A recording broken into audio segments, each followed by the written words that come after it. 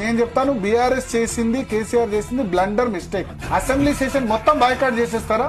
నిన్న ఏదో ఒక నిమిషం మైక్ ఇవ్వలేదని సెషన్ మొత్తం బాయ్కాట్ చేస్తారా? ఇప్పుడు ఏమైంది, రేవంత్ వన్ సైడ్ బ్యాటింగ్ చేసేసి